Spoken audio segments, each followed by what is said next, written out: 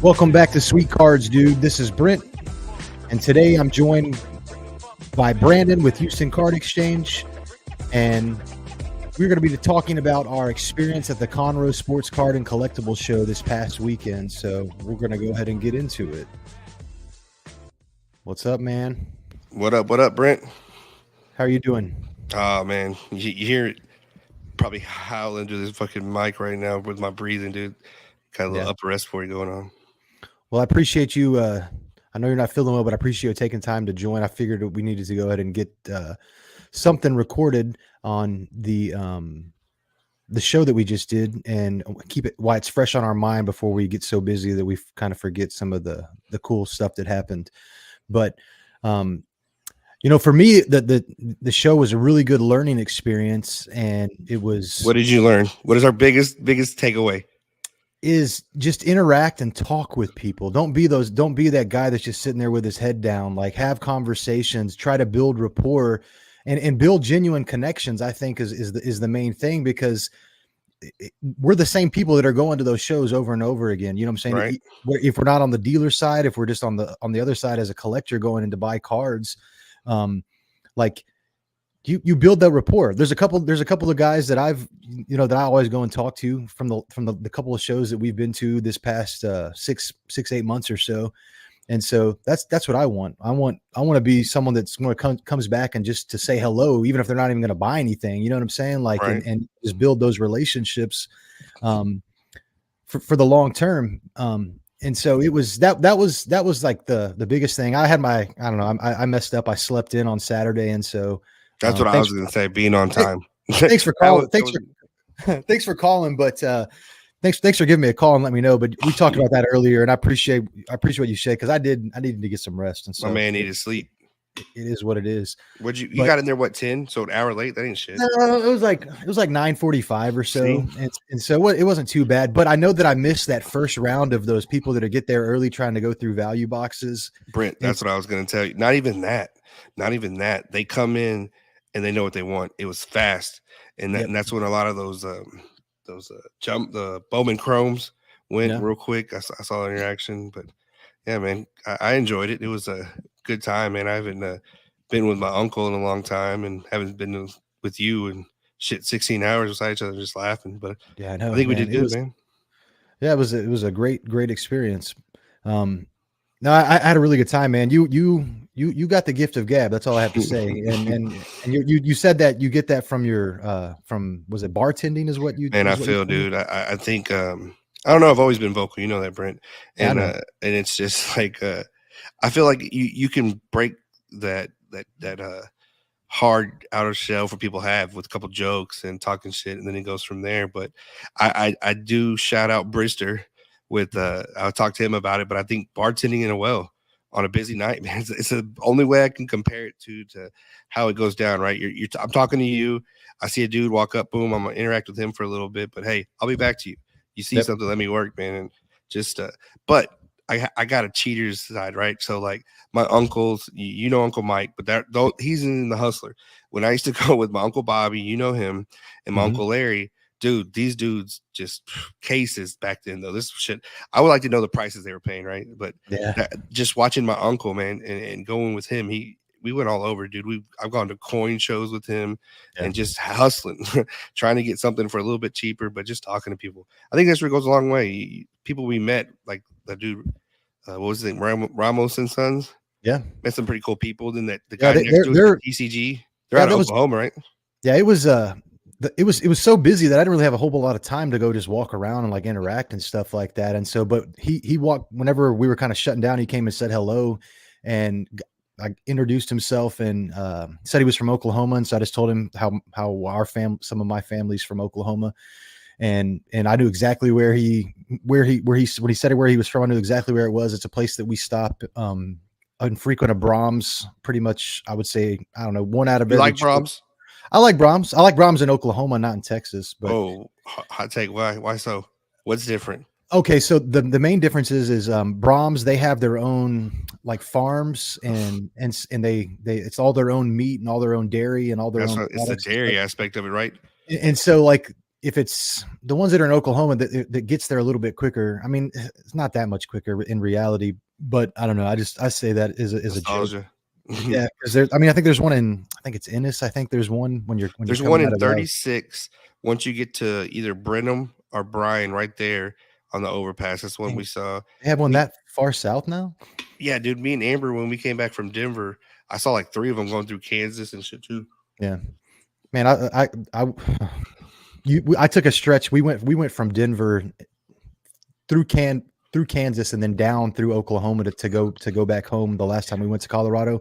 How was And that Tulsa? How was that drive through Tulsa? Whoa. I haven't. We didn't have to go through Tulsa the way that We we had to get came. gas at night, and it Yeah, was like lot lizards, and I mean, there was no trucks, Brandon. It was just wild, bro. we took like some country roads back down to get to where we were going, and so it was a little bit different. There was just one stop where I opened the car up and it was just manure smelled, like that's all you could smell. And but no, the stretch from Denver until you get into Canvas, that is like the boringest drive ever. Flat, right? It's just flat, and it was so boring. But I mean, that was a really fun trip. That was actually, if I mean, I don't mean to go take us off topic too much, but I got to finish my story. So we went on spring break and we went to Breckenridge, Colorado, and we left and the rumblings of COVID had started like the week before. I had been at another trade show, I think the week before, and that's when you started hearing a little bit more about it in the news and how we Was that your started. Detroit back then when you go out there all the time? Oh, this was Indianapolis is where I would go for the work truck show, which is a huge, Yeah. that's a really cool show though. But we those rumblings started happening. So I remember we were driving to Colorado and I was like, man, wouldn't it be crazy if like we go to Colorado and the world shuts down and then we're like stuck there? And then, I mean, obviously the world, it kind of shut down, but we weren't stuck there. But like when we left the following Saturday, they shut down the ski resorts and then that Monday I got to work and like everything shut down and I like worked from home for like the next, I think like 9 months or something like that. And so that's my Colorado story, but I don't know. That was a fun trip though, getting out there. And then I don't know. I think everybody probably caught COVID whenever we were out there, but I don't know. That's just how it is. But so how was the show for you? I don't mean I could talk forever. So No, it was fun, man. I think it was learning, right? I learned my biggest thing was just having it ready, dude. You know, yeah, you watched me just for take that George Pickens that booklet, right? And I watched how fast just that center console or what is it, the display case, that shit was like bait. They come. You had that one spot. You said that when they turned that corner, they were seeing. Did you not watch it? That card sold 3 times, and it went up. You know, I had I think like a $1,000 card, and then that was Derek Jeter. So then I moved it and I put it in like a 400 and freaking sold. And then I was like, man, me and Hunter told me don't ever sell that Bob Ross. He felt that's the trick. He's like, if you're gonna sell it, let me buy it from you. Yeah, Just that Bob Ross. That's a cool card. It's bait.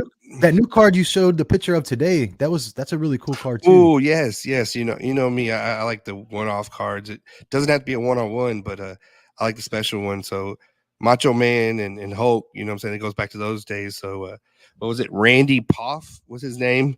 Ended up being part of the Big Red Machine out there in Cincinnati. Yeah. Hall of Fame. He's in the Baseball Hall of Fame with his bat and all that.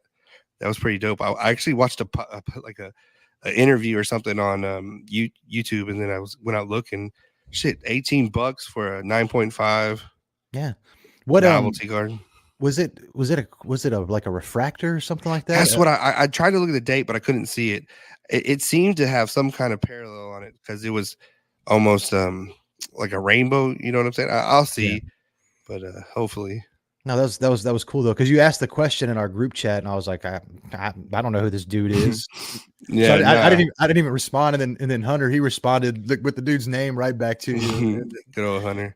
But you take it back to you were saying about what I enjoyed from the show. Yeah, was a little love. I'm a PSA guy, so right. So FCG, we've sent a couple to them, but nothing too crazy. But dude, the dude was the owner, I guess that's who was actually there. That dude with the reddish hair, he was taking cards over there and just let me kind of ballpark them. And then the ones we did get graded, you know, he did 10 cards for 140. He broke it down, dent back, bottom left edge. This one just seems to be smudges. And like I got a couple 10s from the gate. Yeah. So I got this one is the biggest one. This one's going to PSA. So let's see. How can I do this? We'll come right here. Settings. Go up a little bit. Yeah, hold on. Oh, it's gonna stay. Yeah, just go up above your head. Just go up above your head. Like just put it over your face, right? Put it in front of your face. Oh right? yeah, good job. That IV, your boy Jordan Walker, rookie card, logo refractor, 10, and only he gave me a 9.5 on surface. So that tells me I just got to clean that one. That's the second time I've gotten cards from them and got them graded and got some crazy grades back.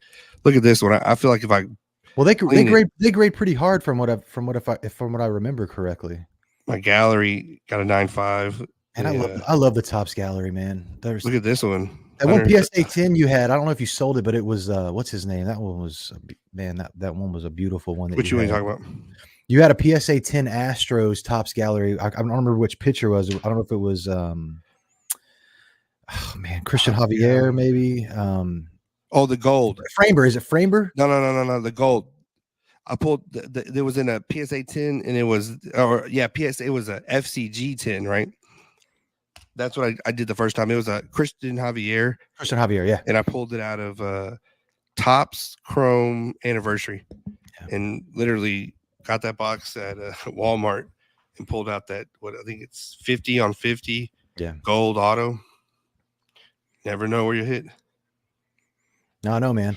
But I really like the Topps gallery. But I picked up some. I think I told you this earlier, but it was the Garbage Pail Kids times the MLB, and so there's apparently I know it was a pretty decent deal. The hobby boxes weren't too bad, and I mean they're not huge sets, but I don't know, like the black and white stuff and kind of the limited edition, like exclusive, like online stuff that they come out with sometimes, I think is pretty cool.